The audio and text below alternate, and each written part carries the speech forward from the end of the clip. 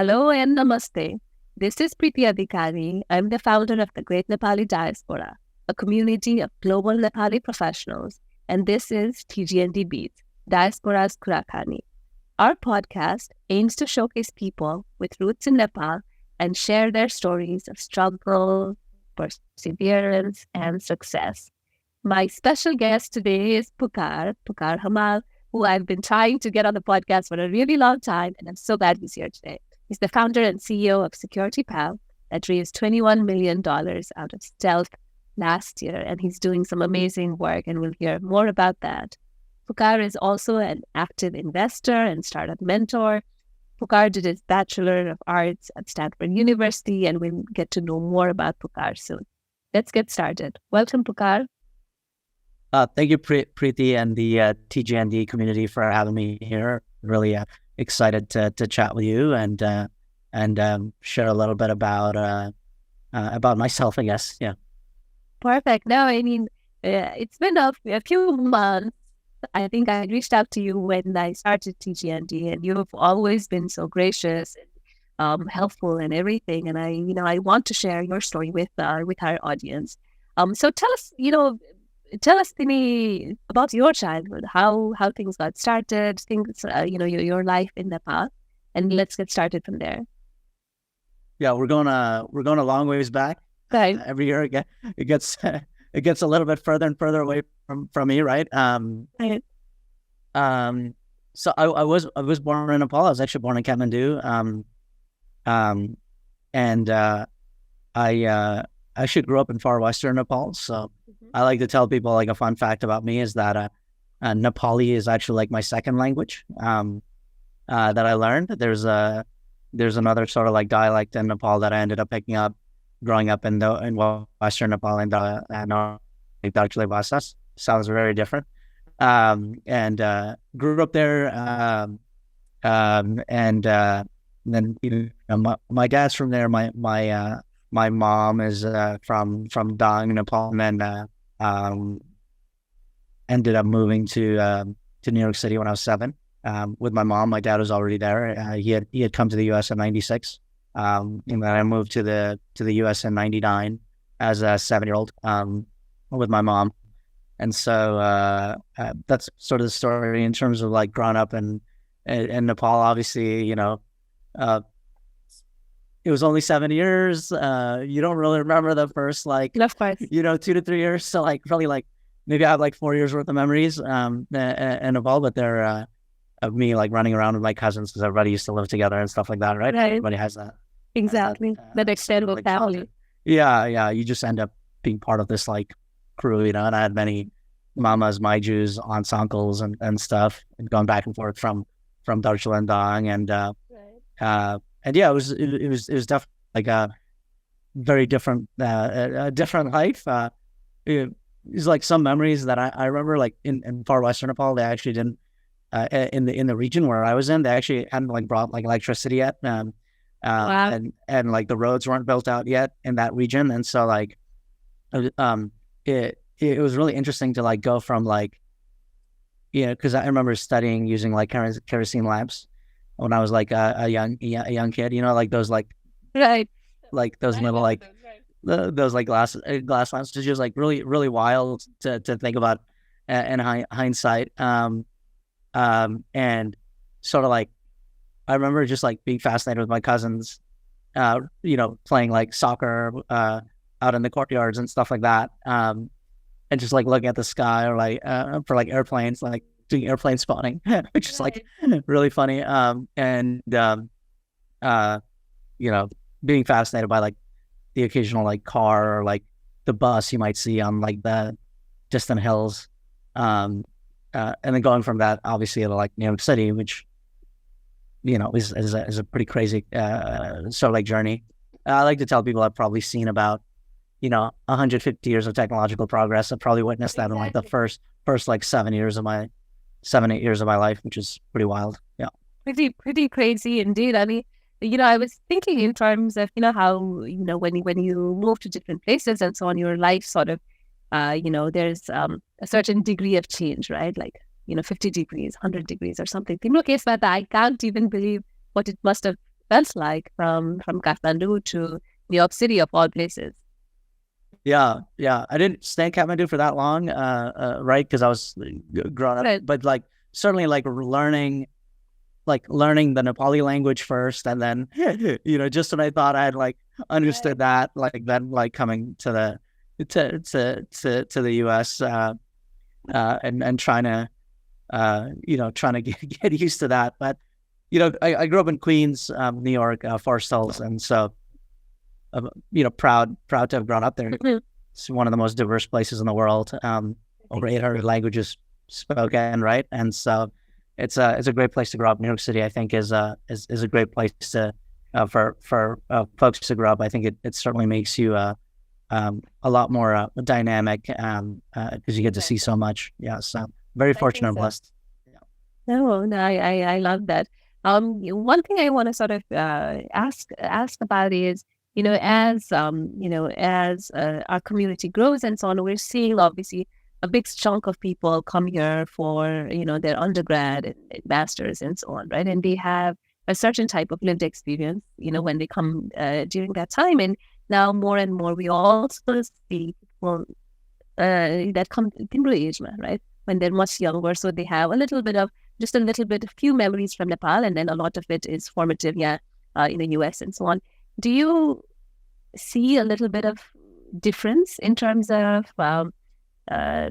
people that sort of move, let's take the US as an example, in different, at different ages or different sort of phases of their life? Yeah, I think I think I think there's definitely a difference. I've had at least recently, I've certainly gotten to know like a whole host of Nepalese people, really reconnected with the diaspora during the pandemic. Like I hanging out on Clubhouse and a couple other places was really like the sort of like spark that got me reconnected with a bunch of amazing folks doing amazing things. But what I've found, I think it just depends on, where you're coming from. I think like there's a certain sort of like, part of living and growing up in Kathmandu, which, sort of, you don't seem that removed from the goings on in the world, right? Like, like especially in technology and stuff like that, there's quite a few people that are attuned to what's happening, and they're either working for technology companies that exist here or in other places, and then that I think for some folks, I think it's a much bigger change, let's say, right? And so so I think there's definitely like sort of split. That's what niche do you occupy in many ways? What are you spending your time doing? And there's quite a few people that where I've like met that building like a pretty amazing life just in Kathmandu, knowing Paul, all that are in tune and aware of everything that's happening in some of the most cutting edge places, including like Silicon Valley. So I just think it like depends on where you are and where you're moving from, and what are your interests in. Yeah. Awesome. And Pukar, like, what did you want to be when you were 7 years old or younger, and has that changed? Did you want to be a startup founder? No, I didn't even know it's Square until I ended up at Stanford, and then everybody wanted to build a startup, right? Like, first I wanted to build, like everybody else, was like a social network, because that was like all the craze back then. And like, it was like I actually ended up starting this thing called like Farm Genius with one of my Stanford friends. He like built it. I was on more like the business side, and Stanford's known as the farm because it used to be a farm back in the day. And like the whole idea of Farm Genius was you'd match like talented students to jobs that needed to be done like on campus, right? So like so it's like a very interesting, like sort of like talent matching marketplace. But like didn't know about startups, but obviously like quickly learned that like that was something you did. When I ended up at got lucky and ended up at Stanford for undergrad, and and I don't know if I would have like really pegged myself to be like where I am today, like a venture-backed founder building a company with a global customer base and all that other stuff. Obviously, really fortunate to be here, but I would have said it would have been like a distant dream of mine that I would have probably thought would have been like out of reach, in the past. So, in many ways, like I feel really lucky. Yeah. Oh, awesome. And we're all so proud of you, Pukar. I've said this to you individually, Penny, and in public as well. I think you're one of the founders that is showing the world what Nepali American founders can do. And we're so proud of your accomplishments. Thank you. Yeah. I mean, there's so much more work to be done. I think, we stayed in stealth for so long. I was also worried about once you put yourself out there, there's expectations of success, and there's a certain like standard you have to hold, and there's a certain way to do things. And we're not with mistakes that we've made and things that we've learned, but I would say thank you, but I think like there's so much more work to be done, and of course, in many ways it's a great start. We're just getting started. Yeah, we're just getting started. So yeah. Awesome. One thing that I always wonder, right, and I think you're probably the right person to ask as well. Do you think entrepreneurship, is it nurture versus nature, Bansani? Are you born an entrepreneur, or do you become an entrepreneur because you're exposed to that ecosystem? Yeah, I mean, this is sort of tough. I think some people are certainly born with,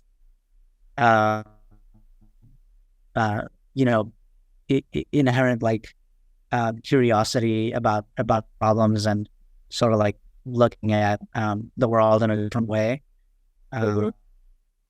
Does require a little bit of like sort of pushing outside of the four walls we exist in and trying to see what else is like really out there. So I think in some senses it's probably inherent, but I would say we probably underestimate how much of it can be learned, and how much of it can be something that you can teach yourself. I think like there's many different forms of entrepreneurship. The one that unfortunately has taken off is the sort of like venture backed, glamorous tech startup type of entrepreneurship. Right. There's plenty of amazing entrepreneurs in Nepal that are starting businesses every day, whether it's a little shop or whether it's a services business, or whether it's industrials manufacturing, like all these different things. So I think it depends on how you want to define entrepreneurship. I think if entrepreneurship is a type of like, building a business, then, I think anybody can be a business person. It just depends on whether they're passionate enough about the problem to continue to, work at it. And I think that's probably where like, the question really comes from, is it nature versus nurture? Because some people are successful, some people are not. Exactly. I think a lot of it comes down to like, is it a problem that you're passionate about? Is it something that you're going to be more passionate about than somebody else? There's the sort of like famous Mike Bloomberg quote, right? Like the harder I work, the luckier I get. Exactly. There's some entrepreneurs that seem like they're luckier than others, where you might think, oh, maybe it's like nature, maybe it's someone inherent and innate to their existence. Perhaps it's also because they're just maniacally diligent about and hardworking in everything that they do, which sort of increases like the likelihood that they the surface that you get. Right. Exactly, the surface area of luck. I think that's a great way of putting it. Yeah, exactly. Awesome. let's go back a little bit in terms of your, youth and, growing up in Queens and so on. And I obviously, Queens is so vibrant and obviously there's so much going on. What were some, not just what you learned over there, but what are some skills that you probably, learned in Queens, growing up in that diversity and vibrant, culture and so on, that is still, that you can still, attribute some of your luck or some of your, character traits to? Yeah, I think, I think Queens is like this. Queens, New York is this like beautiful tapestry of sort of an example of like what's I think it's one of, quite frankly, I think it's one of America's greatest assets, because the amount of like diversity and the amount of culture that can thrive freely in that place is really powerful. It's a testament to, it's a testament to like, freedom and liberty and, the shining example that I think seldom gets talked about. That is like the United States, which obviously I'm like so fortunate for all the opportunities that I've gotten here. I think what's also great about Queens is like, people are hard work there, right? Like, people work, like, people are there building a new life, and building a new life means you're building from scratch. You're, the sort of like American way of picking yourselves up by the bootstraps. And there's quite a few people in Queens, New York that are picking themselves up by the bootstrap, right? And there's and obviously there's parts of Queens that are well-to-do. There's parts of Queens that are not, but it's a working class, hardworking community. I'm raised by working class parents. That could have probably had like a much nicer, maybe comfortable life back in Nepal in some respects, but also chose to sort of like strike it out. I think it's full of incredible entrepreneurs. I think this is probably where like the definition of entrepreneurship, is maybe a little bit different for me. I feel like any immigrant that's willing to leave their life behind in another country is probably an entrepreneur in my book, right? Because it takes a certain amount of like intestinal fortitude to take that type of risk. But yeah, and in Queens, I think for me, like as grown up, like just being exposed to so many different cultures, my two best friends are like, from, ex-Soviet Union countries, like, so, just being able to communicate and sort of like being able to just be exposed to so many different people from so many different walks of life, I think is great. And I think to this day, part of the reason why I feel like I can connect with anybody is just because, I've probably met somebody from that part of the world, or I've had the cuisine, or, I just have some story, some connection there, no matter what culture, no matter what religion, no matter what background you have. And I think that's like a real sort of like strength of Queens. Some of the best food in the world as well. Of course. Do you have a favorite restaurant or cuisine in Queens? You're putting me on the spot a little bit. I think there's some great momo places. You don't have to go far, like all in the wall momo places that you can go to in Queens. There's one that my dad always brings momos back home called like Bonsagar, I think. Yeah, right. And from like around Jackson Heights. So it's, these are like some of the, and you could have cuisine from all over the world, right? Like, right. Central South America and Corona, or, obviously great sort of like Asian cuisine, whether it's Afghani, Pakistani, Indian, Nepalese, Bhutanese, right? Like, in Jackson Heights or some of these other places. I think like it's I grew up there between like 99 and 2009. So, and obviously I go back like every couple of months because my parents still live there. My parents still live in Bristol. So like I still go back there, and it's a great sort of like place to grow up. Yeah. Of course. Last question about location before we, change topics. If you could just pick one, would it be SF or New York? Oh man, this is this is tough.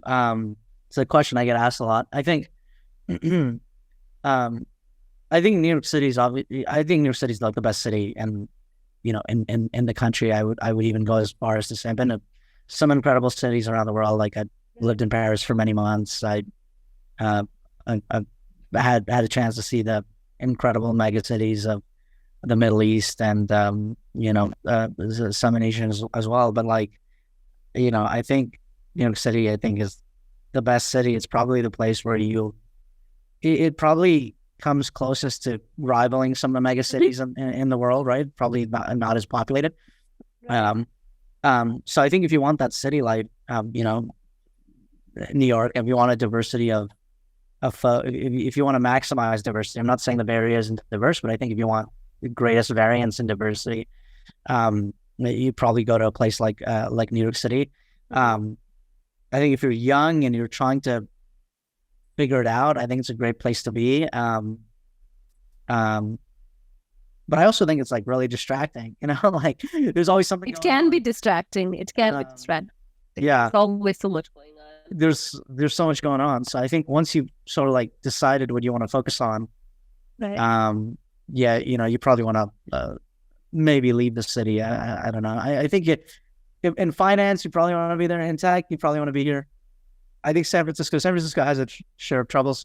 Most people don't realize San Francisco is really small. There's only 800,000 people. It's this 7x7 sort of like tip of a peninsula in the larger Bay Area, right? Like the Bay Area probably has 10 to 12 million people. San Francisco has like less than 10% of that. Right. And it's a small city. So like, I think here, I would say it's like gorgeous. There's a lot of like hills and hiking. It's a beautiful landscape. There's a lot of I like to say sort of like natural topographical diversity. Right. Like there's a lot of topography. As somebody that comes from Nepal, maybe like you appreciate a little bit of topography in your landscape, but it's also quite boring. Like things sort of like shut down at 11 p.m. Exactly at night in San Francisco. Yeah. Right. Also, the city, is going through a share of troubles from a governing standpoint and stuff like that. So, but I think like it's a great place to build because it's boring, so you can just sort of like focus on. So there's nothing else to do. Yeah. I like to say San Francisco is beautiful and boring, and because it's beautiful and boring, you have no choice but to build. Awesome. I love that. Let's talk a little bit in terms of, the location and so on. I mean, I love both New York and SF. I think both have, like you said, right, good and bad. And I think if people have a choice, and depending on where they are in life, it makes sense for them. Then let's talk a little bit about SecurityPal, and, what you're building. We've obviously seen a lot of updates and so on.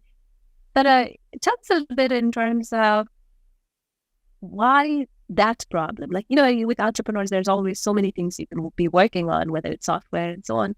But why did you choose security as the problem, right?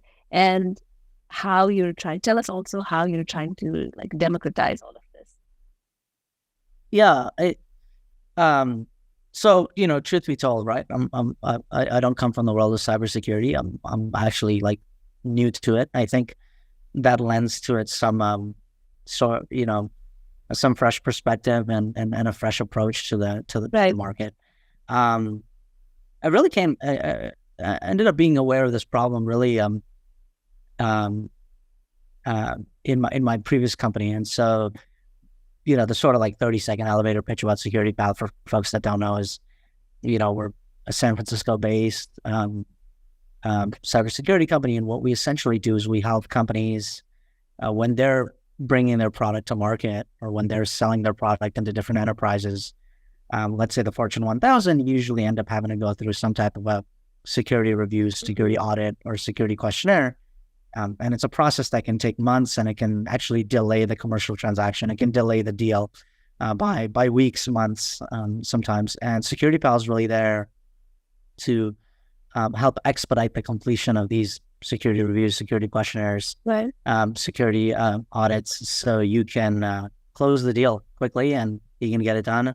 A lot of the times it's the industry is full of like these like really boring solutions where you have to sit there like filling out forms or like copying and pasting and stuff like that. And we sort of absorb a lot of that on the back end. So really you don't have to, if you have a security question, if you have a security review that needs to be completed, it gets done pretty much immediately. And so, and we just announced, it was picked up by Yahoo Finance and some of these other outlets the other day that we've completed over 1 million security questions answered on behalf of our customers as they go to market. Insane. So it's a really amazing data set for us to have as well as we go into AI. And then, we announced like same day delivery where, we're able to turn these things around in a day. So it like truly never delays a commercial transaction. And we're really fortunate to have amazing customers like, right. Figma, Airtable, and amazing investors as well. So that's a little bit of background about SecurityPal. I ended up running into this problem really at my previous company. I was at this company called Teamable. I was Teamable. It was a referral recruiting software. I was one of the sort of like later stage co-founders that joined to help bring the product to market. And we scaled that to several $1 million in ARR. And in that journey, I also learned about, what it means to actually like sell your product to enterprises. And I ended up having to like repeatedly fill out these questionnaires, these reviews, these really complicated like RFP documents, and none of the solutions out there were really solving my problem. A lot of the AI was really broken. A lot of the workflow products were really broken. And as I was doing research, so I was facing this problem as I was doing research. There's no solution out there. And I also was, quite frankly, I think the underlying reason why I'm doing this maybe goes a little bit deeper, which is just that I also became really concerned about startups being bogged down by paperwork. Of course. I think this is like a bigger problem, much bigger problem than we anticipate. There's this sort of like famous Mark Andreessen quote from 2011 that software is eating the world. And I think, it's probably more true today than ever before that software is eating the world. It's eating everything around us. But there's also another trend happening, which is, regulation, compliance, security is eating software. Exactly. And like these, and this is probably a trend that doesn't get talked about often, but it's creating real roadblocks, bottlenecks, challenges in the journey to go to market and the journey to scale. And a lot of it just boils down to just really annoying, boring, complicated paperwork. And it's filled with jargon and exactly. And so, the sort of like concern I fundamentally had was like, well, we love software, we love we love building, but yeah, there's a lot of like these hurdles are going to create a bunch of challenges for startups. I fundamentally honestly became concerned about like the state of innovation. Like I think innovation is one of the great forces for good, right? Right. And we want more innovation. We want more companies. We don't want just the biggest companies to reap all the benefits. Right. And as a student of history, like, one of the big reasons why I think we haven't had that much innovation in car companies until like Tesla came around, or energy or manufacturing, I think one of the reasons is because of some of these anti-monopolist regulations that came about at the turn of the previous century. With breaking up Standard Oil, breaking up like the steel sort of like monopolies. And what ended up happening was, one of the things that regulation does is that it sort of like raises the barrier to entry for a lot of companies. And when the barrier to entry is increased, it increases the costs to getting started. Right. So if the cost of getting started is increased, then that creates a whole host of challenges for startups. So that was like the underlying concern. SecurityPal is really like, a wedge product, right? Like we're like, okay, let's solve this problem. This is the problem that companies are facing today. And then, back in, around March, April 2020, I decided to go full time. I was doing a little bit of part-time gigs, researching this problem. And then I had a customer that was willing to sign up and pay up front. And I hadn't even incorporated the company. So I was like, I think this is like a good sign. It's just sort of like sign a product market potential. Exactly. It's right. let's If somebody let's is go. willing to pay for it, Yeah, go ahead, right? yeah, exactly. No, I love that, and I think a lot of people don't realize how hard selling is, right? Selling software is, and especially to enterprise customers and so on. The sales cycle itself is so long, and you add this layer of,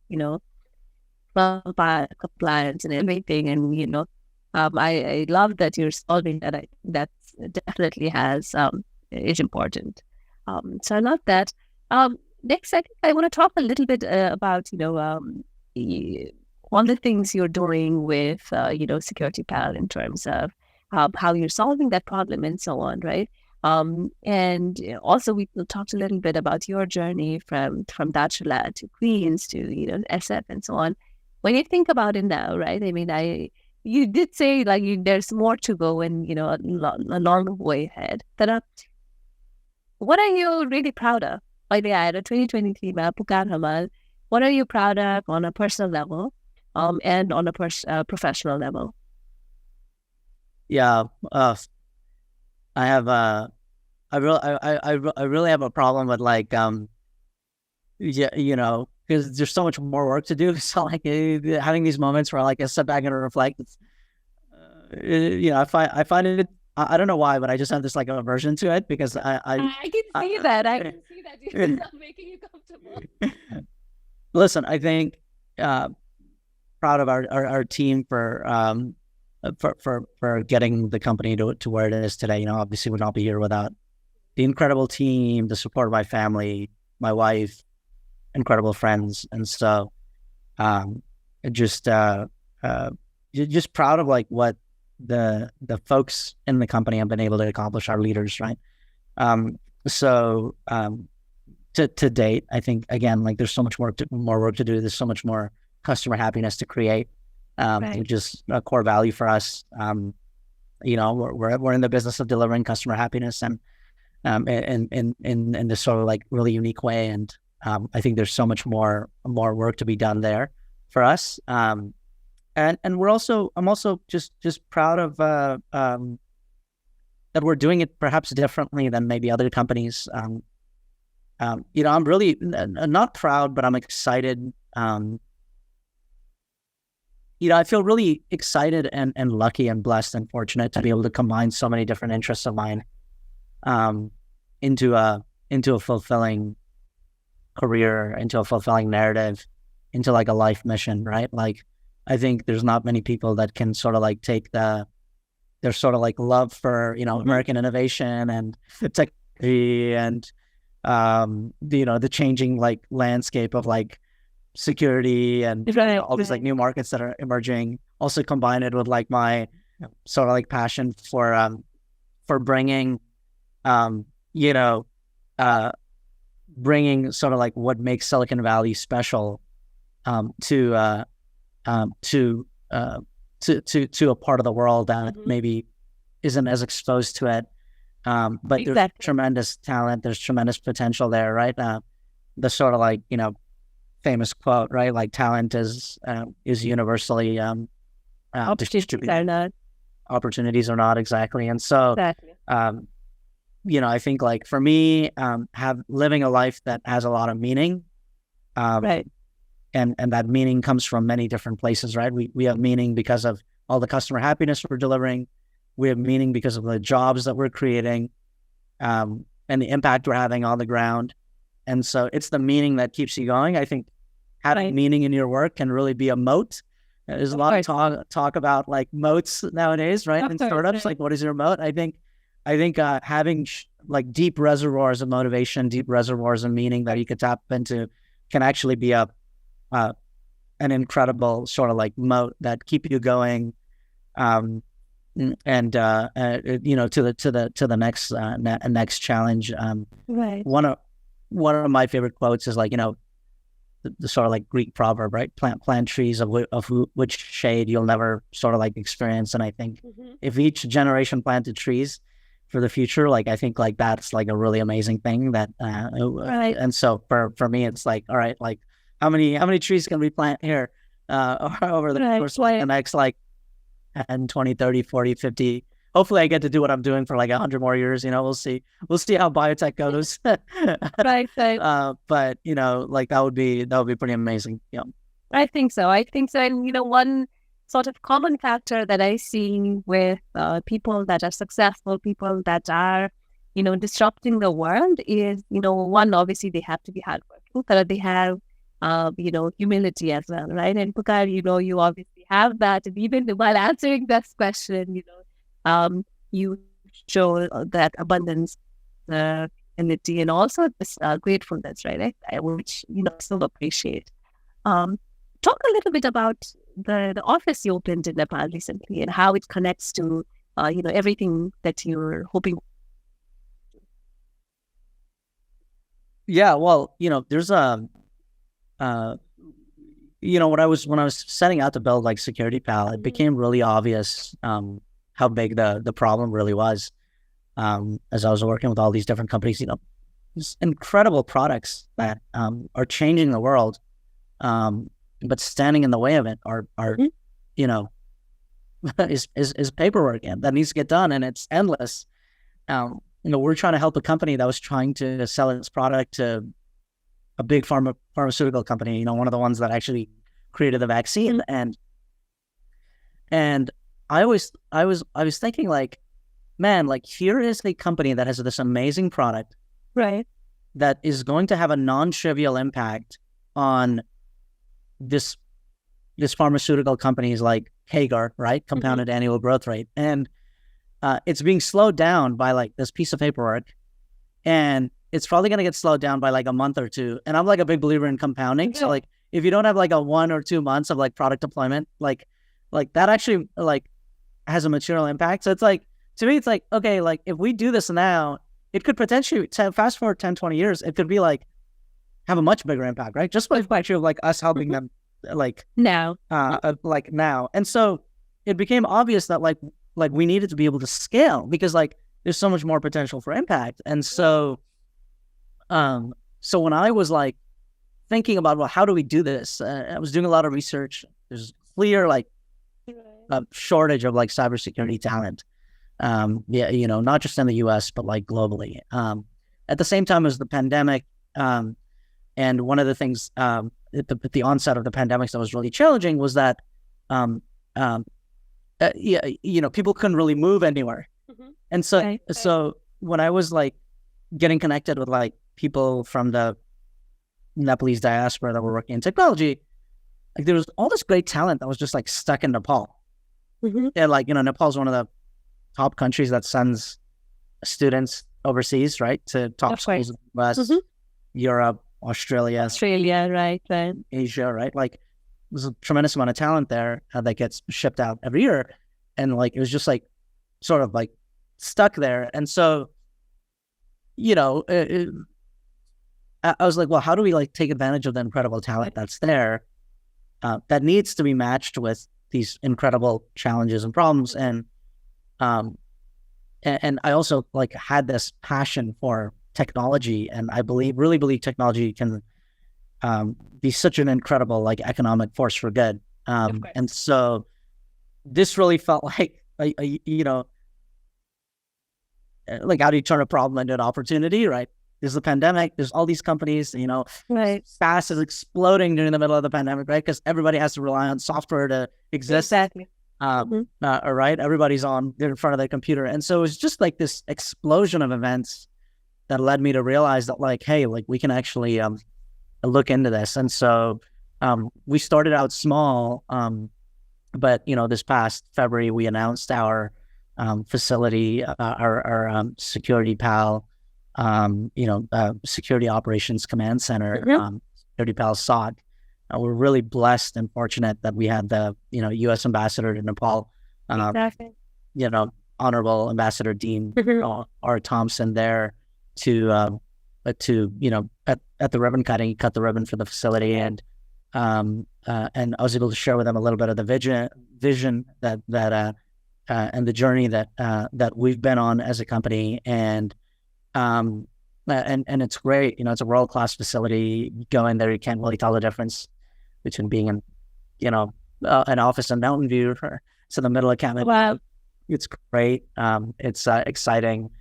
It's open 24/7. It's a unique office, one of its kind in Kathmandu, and it's a real blessing to be able to do some of those things there, and would not be possible without like support of our incredible team and customers.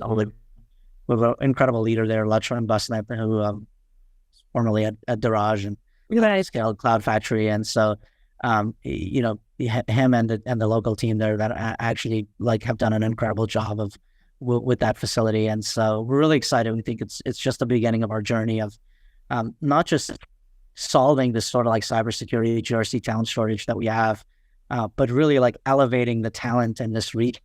And connecting it with global opportunities.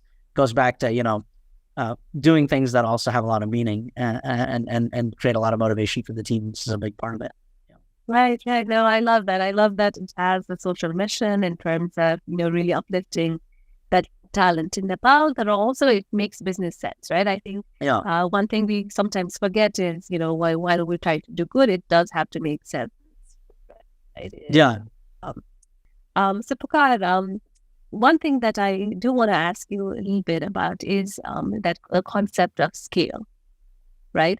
As founders, it's so exciting to build something and so on. And then once it reaches a critical mass, once it's popular, people like it and so on, the next thing to do is scale, right? In terms of how do you scale your company, how do you scale your product and so on. And I think that's something that we don't hear a lot of Nepali founders really talk about.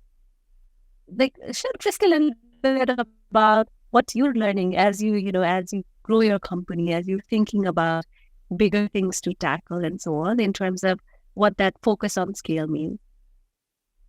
Yeah, I mean, it's listen. I think I probably need more advice on this area than I'm in a position to give. Since we're still like working through so many of these scaling challenges,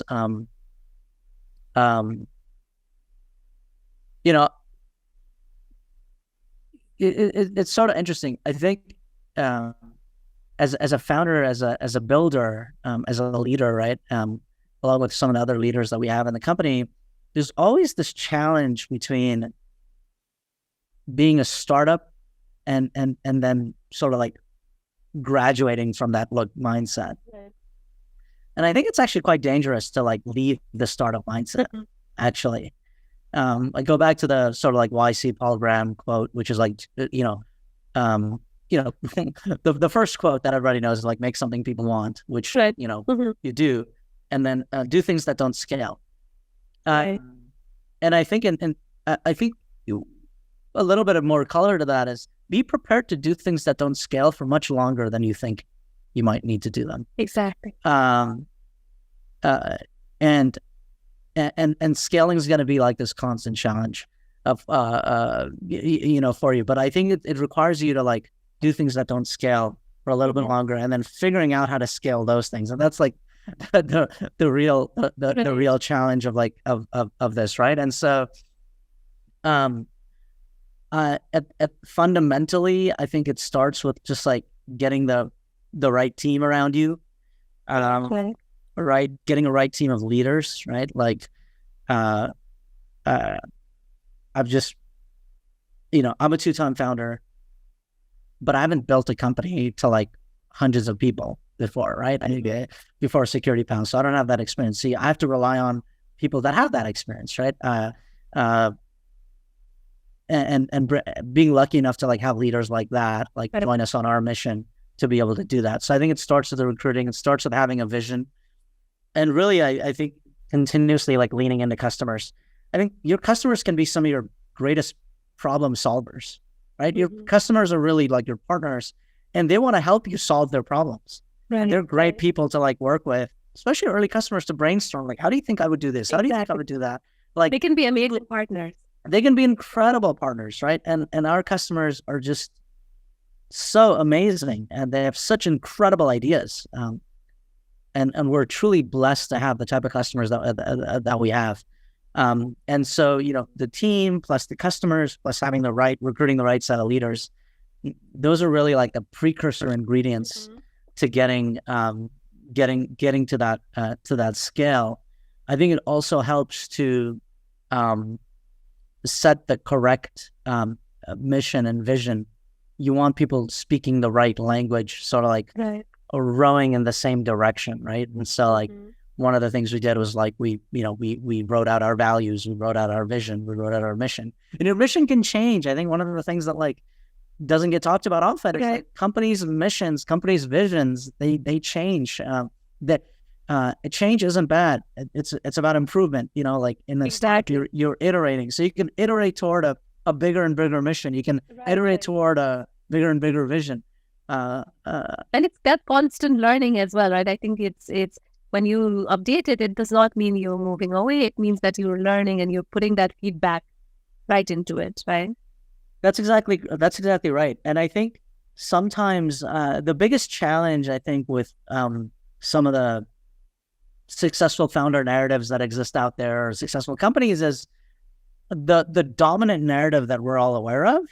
That's some PR firm crafted, right? To smooth out the moments that may not make sense. But like in reality, like there was just a lot of like ups and random all the scribbles and things that don't make sense, and no one's journey is this sort of like smooth rise to the top, right? Like it feels like that when you've made it, right? It's maybe a little bit like climbing Everest, right? It's not like this, you climb one mountain and then there's all these like different peaks and valleys on your way to like the mountaintop, and so that I think is like a constant, something I have to constantly actually even remind myself of, something we should like be aware of, because there's a lot of like really beautifully crafted narratives out there, and if we took out all the sort of like local minimas, right? Like using it, I don't want to get too like calculus mathy here, but like if you take out all the local minimas, like everyone's journey just feels like going from one mountaintop to the next, but that's just like not right. And this is just like what we were talking about earlier, right? In terms of that glamorous, sexy life people think an entrepreneur's journey is, versus the reality of these scribbles and these random things and the constant changes and everything, right? Oh yeah, I mean, I thought I would have never guessed, fast forward like 2019, when I wasn't sure about what I wanted to do with my life. So it's just like a couple of years ago, and the last startup I was at didn't necessarily have the type of success I wanted. I actually wanted to leave tech. I wanted to maybe go into a completely different direction, and I was on the verge of like, applying to maybe business school, maybe applying to like, I'd always wanted to go into public policy. Wasn't really sure, like, completely lost in many ways, right? But still passionate about certain things that maybe like had lost sight of those, because I was a little bit disillusioned by the sort of like delusions of grandeur that come with, of course, being, and the disillusionment that sometimes accompanies a lot of the glamorous success that you might see on the outside in Silicon Valley. But like, listen, by no means do I feel like I've made it, but I know how to handle those moments now, and you just sort of have to be willing to turn the page in many ways, and or just close the book, throw it away, and open a new one, right? Like, you have to move on in a way. You sort of have to find a way to move on, and I'm blessed for like the folks around me that guided me in the right way, and so I think those are like things that to whoever's listening, I would definitely like recommend not being always believing in yourself. Maybe is the most important thing, right? Like, believe in yourself. Like, you're sort of capable of a lot more than you even think, because oftentimes like our ceilings are just like the sort of like limits that we put on ourselves are just somebody else's ideas, right? It's somebody says, oh, you can't do that, and then we put a ceiling, and it's just like, why? Like, why can't I do that? Optical illusion, those look. They're not really. They're just like, we think they're real. They're not. Yeah, exactly. I so agree. Pukar, I feel like with, especially regarding startups and the whole journey and so on, I feel like I could, talk to you for hours. And I think, we do need a separate session to discuss more. But I want to talk a little bit more now in terms of, our diaspora, we're trying to do and so on, right? I love what you're doing with, the office in Nepal and in general with, I know how much you invest in terms of, helping other founders and so on. But what do you think what are some tangible things we can do in terms of uplifting our diaspora? Yeah, I think it's what you're doing, right? I think it's like some of the work that just been so impressed with the work that you've done with TGND, and it's a brave endeavor. It's courageous to put yourself out here. I don't think a lot of people realize how courageous of an act it is to just merely plant a flag somewhere and say, right, I'm going to now do this, right? And so what you're doing with the great Nepalese diaspora, mapping it out. So I think first, let's get the data, right? I think we're doing that. So let's map it out. Let's figure it out. Let's build the network. Let's share amazing stories. Let's share what's possible, which I think you're doing with this podcast, amongst other other ways in which the community has been putting on some incredible events and connecting folks. And I think these are like the seeds that we need, right? Exactly. And well, having this mindset of giving. I think there's other moments where people are too quick to extract from a community. And so I think playing the long game and some of those ways, I think is very, I know that's very top of mind for you. It's just how to make this community self-sustaining, and a positive force for good. So I think there's really amazing, folks all around the world have some connection in Nepal, right? Whether they're like me, or they were born there and grew up here, or they're born here and they're very curious about their roots, right? And they want to connect, they want to give back, they want to help, and this is I think it's a really great way to do that. Yeah. So I think what you're doing is a great example of. Thank you. And I hope you continue. I know you said you're proud of me, but I equally, if not more, proud of the work that you're doing and the team that you. Yeah. No, thank you, Pukar. I think just like you said, right? I think your security concerns were bothering you so much that you had to do something. It's the same for me. I think, the fact that Nepali we don't have that professional platform was bothering me so much that I couldn't do anything else. So here we are. Last question. I know, before I let you go, even though Timro, a lot of your youth and education and so on happen in the US. Now you're so plugged into Nepal company startup ecosystem. You have an office there, and you're constantly in touch with Nepali professionals, founders, and a lot of different sort of people in that category. Do you think that Nepal has a brand? If it does, or if it doesn't, how do we shape that brand of Nepal? I think, broadly, I think Nepal has a very a great starting brand. Probably a brand that perhaps other countries might even be envious of, right? Because it's a brand that is always seen as a welcoming, friendly, peaceful, a country full of nice people. Mount Everest, I think, is a great brand to have. Right. She just met a company yesterday that was named after one of the mountains. It's pretty amazing. It has no connection to the region, but still, and that's pretty cool, right? To be able to have that type of global reach, I think. But I think it's all about how do you leverage that? How do you take advantage of that incredible brand.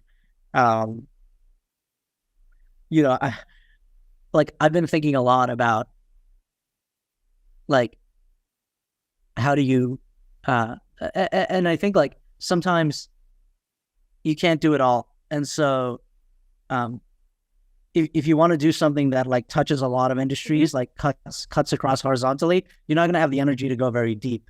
Of course. Right. And so it's a choice. I think, yeah, it's a choice, right? Like, yeah, what do you choose to do? So I think like the diaspora, like it's very broad. You're connecting the people. It's sort of like this platform, but you can't really go that deep in any category. But then there's like entrepreneurs, right? Like whether it's an education startup or an insurance company or a cybersecurity company like myself, who have that ability to like then go deep. We can't really go broad, but we have the skill sets and we're deploying capital in these deep ways. And it's about finding a way for those things to actually meet. And I think like that's what's really exciting. And so I think I hope we're doing a good job of telling a different type of story about, hey, yes, like Nepal's a great place. It's got, some of the most picturesque and beautiful and majestic mountains in the world. It's also got a really great talent pool that is plugged into the internet and was number 2 when ChatGPT came. I know, right? In terms of queries and everything. Yeah, right? It was like number 2 country in the world in terms of like who was using it the most when it first came out. And so I think like there's, it's all about how you sort of like the marketing piece of it. I think is super important. The brand is super important.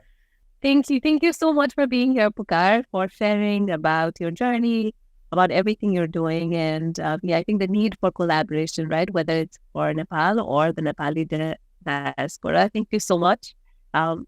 And for everybody listening, do like, subscribe, and share with your network. And also let us know who you would want us to interview. Thank you, everybody. Thank you, Pukar. Yeah, thank you, Preeti, and thank you to the great Nepalese diaspora for listening in, tuning in, and being part of this amazing community that Preeti and team are building here.